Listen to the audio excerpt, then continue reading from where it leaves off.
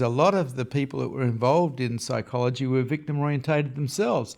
How the heck were they ever going to help people get out of the main problem, which is victim orientation, if they are victims themselves?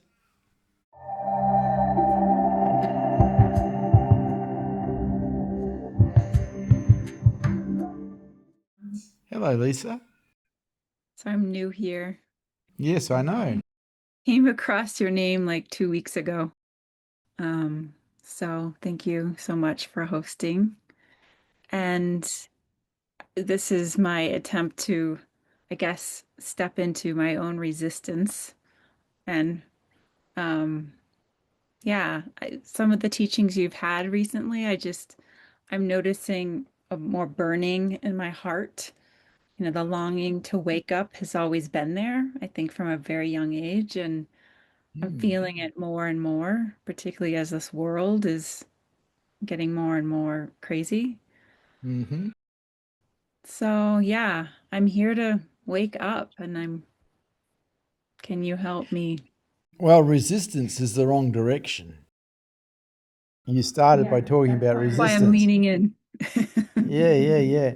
And we're programmed to resist. We learn it at school. The only thing with resistance is it's the creator of suffering. And so we are responsible for our own suffering. There's always going to be bad things happening in the world, and there's always going to be bad things happening to us. If we offer resistance, we suffer. If we don't offer resistance, if we offer acceptance and let go instead, we don't suffer. And so we're responsible totally for our own suffering. And you say the world is crazy. It's always been crazy. Depends who's running the news, as to what we see, how crazy it is. But it's always been crazy. And news stations are designed to highlight the bull dust because that's what people find interesting.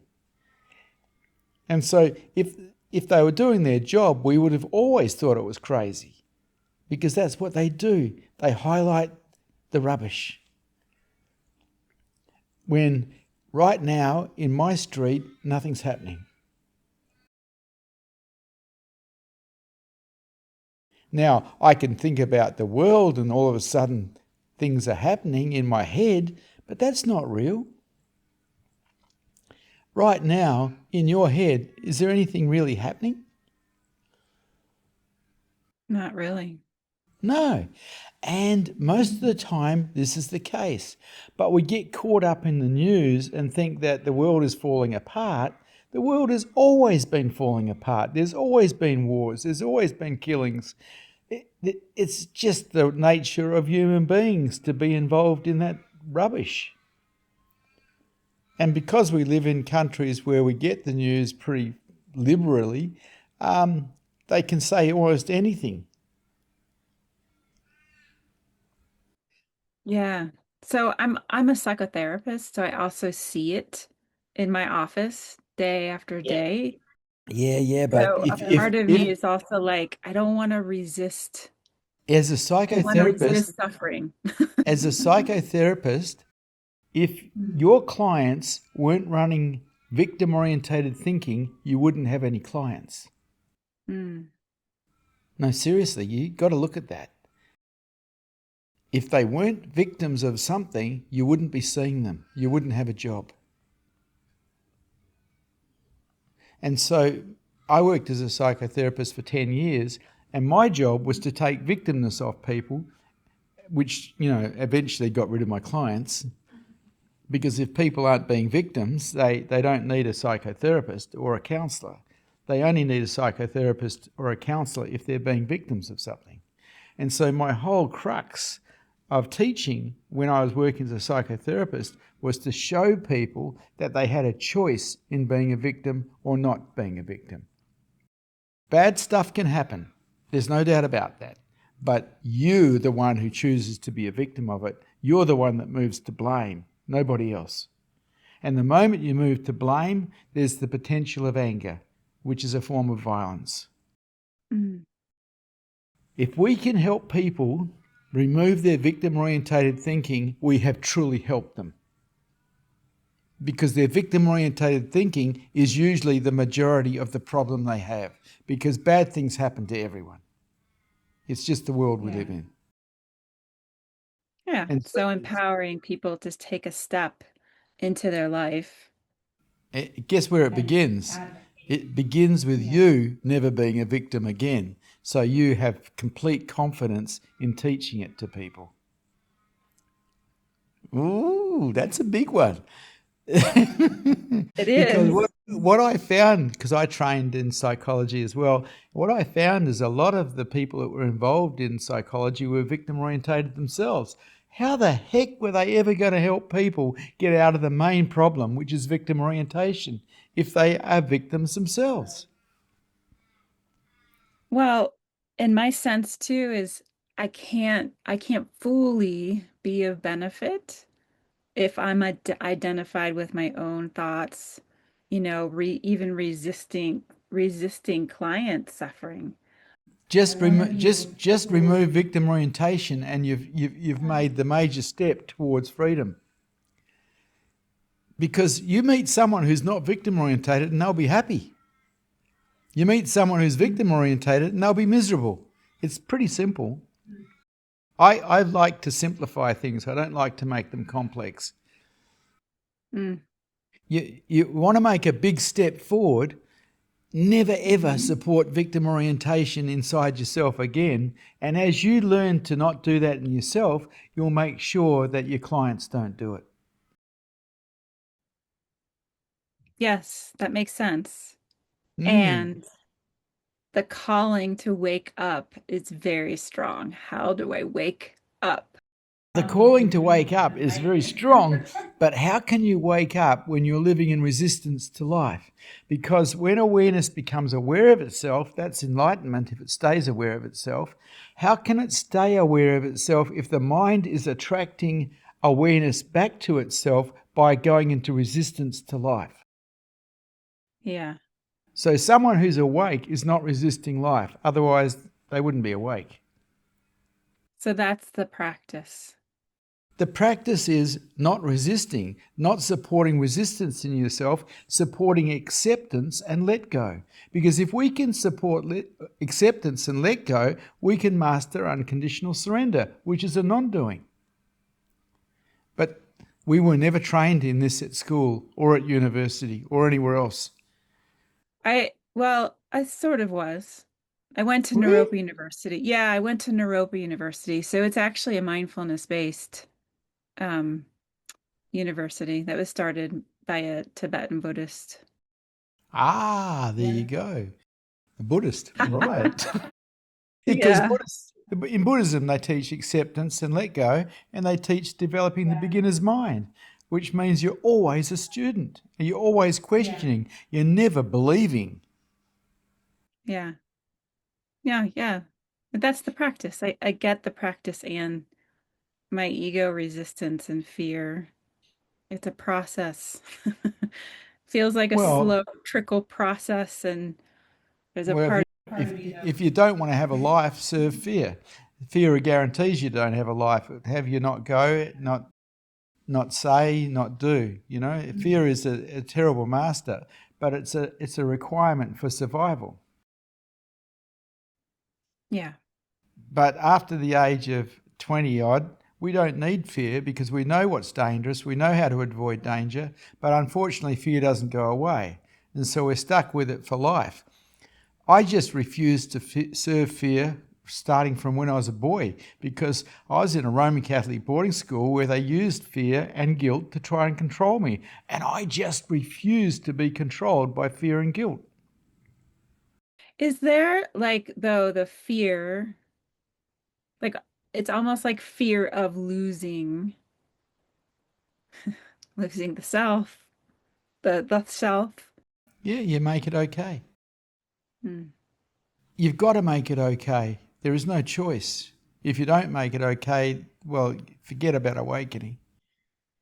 Yeah.